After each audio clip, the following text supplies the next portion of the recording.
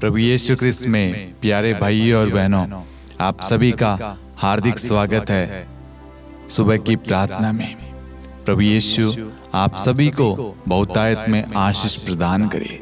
आपकी जो भी प्रार्थना निवेदन है, आज प्रभु आपकी प्रार्थनाओं को सुनेगा और आप सबको ब्लेस करेगा। ईश्वर ने आज हम सबको यहाँ एकत्रित किया है ताकि हम वचन के द्वारा अपने जीवन में बढ़ोतरी करें, आशीष पाएं। आज प्रभु का पवित्र वचन एफेसियों अध्याय 6 वाक्य 17 कहता है, इसके अतिरिक्त मुक्ति का टोप पहन ले और आत्मा की तलवार अर्थात ईश्वर का वचन ग्रहण करे। प्रभु आज हमें अपने वचन के द्वारा क्या समझाना चाहता है? प्रभु आज हमें वचन को अपने जीवन में कवच के रूप में धारण करने के लिए, सुरक्षा के रूप में धारण करने के लिए, ग्रहण करने के लिए कहता है। वचन को कैसे धारण करें?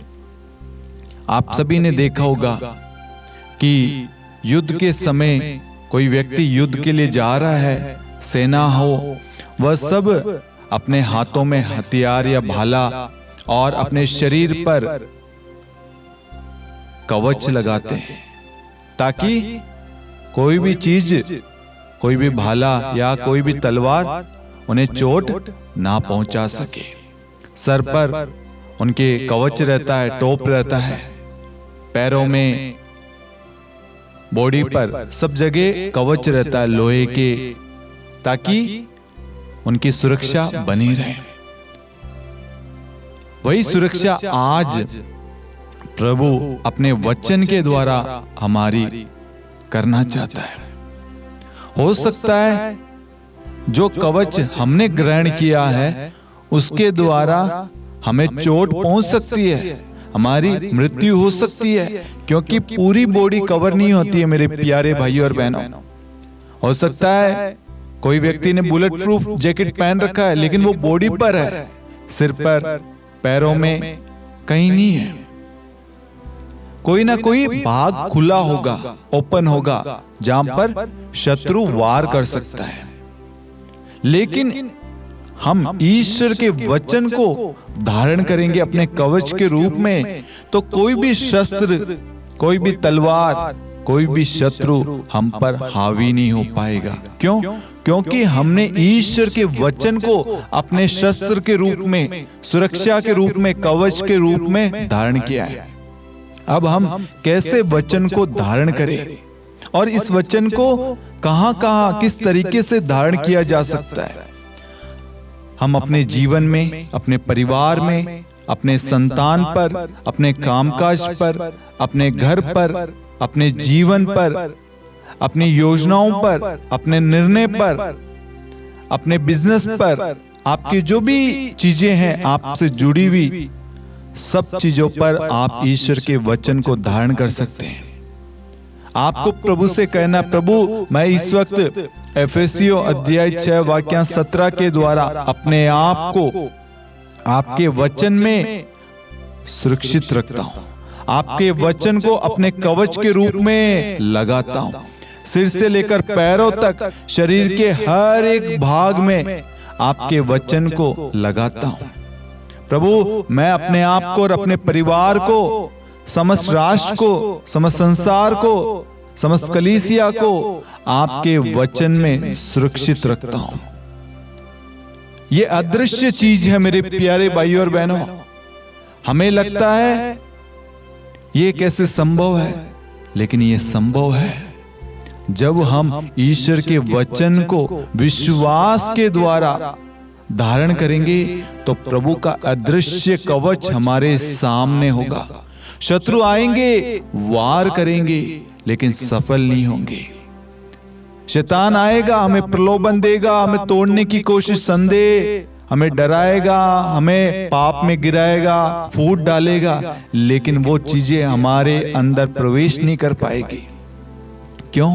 क्योंकि हम प्रभु के वचन के कवच में अपने आप को सुरक्षित रखा है। हमने प्रभु के वचन में हमने आप को ढक रखा है।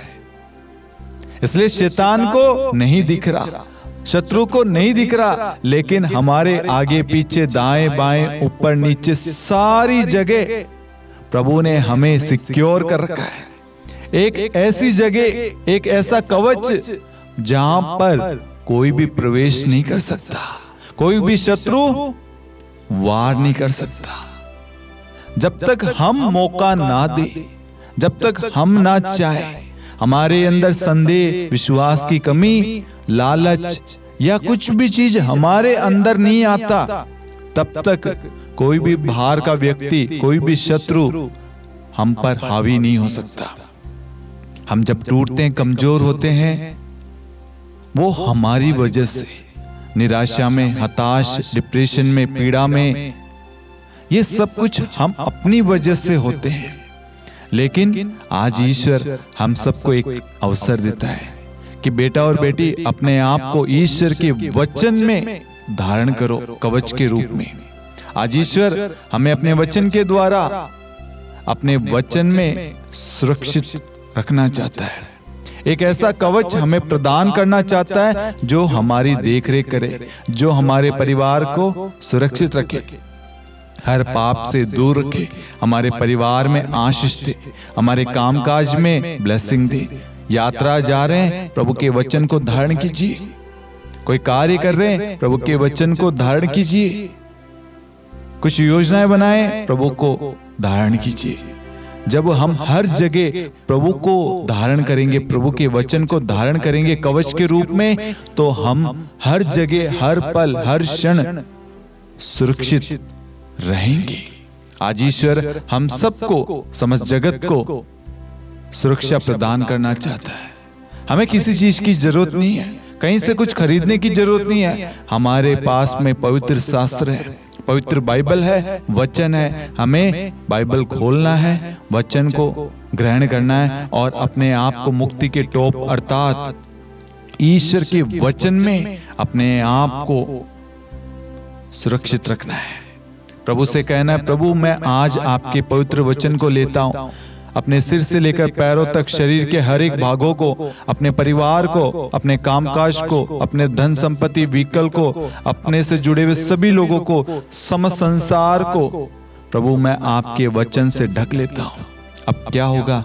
जब आपने प्रार्थना में घोषणा करी कि मैं समस्त संसार को, समस्त कलीसिया को, समस्त परिवारों को, बच्चों को, युवाओं को, दंपतियों को आपके वचन में सुरक्षित रखता हूं, कवर करता हूं, तो क्या होगा? प्रभु का वचन जाएगा और उन सबको सुरक्षा प्रदान करेगा। आज ईश्वर हम सबको अपने वचन के द्वारा ब्लेस कर रहा है, आशीष प्रदान कर रहा है। और अपने पति, बच्चे जो गलत राह पर है, शराब पीते हैं, उनको प्रभु के वचन में कवर कीजिए, ढकिए। तो क्या होगा? कोई चीज वो लेने के लिए, शराब लेने के लिए उनको बाहर जाना पड़ेगा, कोई भी चीज, लेकिन वो वचन के कवच में ढके रहेंगे, कवर रहेंगे ना, तो वो जाएंगे लेकिन उसको ले नहीं पाएंगे, उसको उठा नहीं पाएंगे, उसको ग्रहण नहीं कर पाएंगे, क्योंकि कोई भी बुरी चीज हमारे जीवन में प्रवेश नहीं करेगी। कोई भी शैतानी शक्तियां, कोई भी प्रलोभन हमारे जीवन में प्रवेश नहीं कर पाएगा।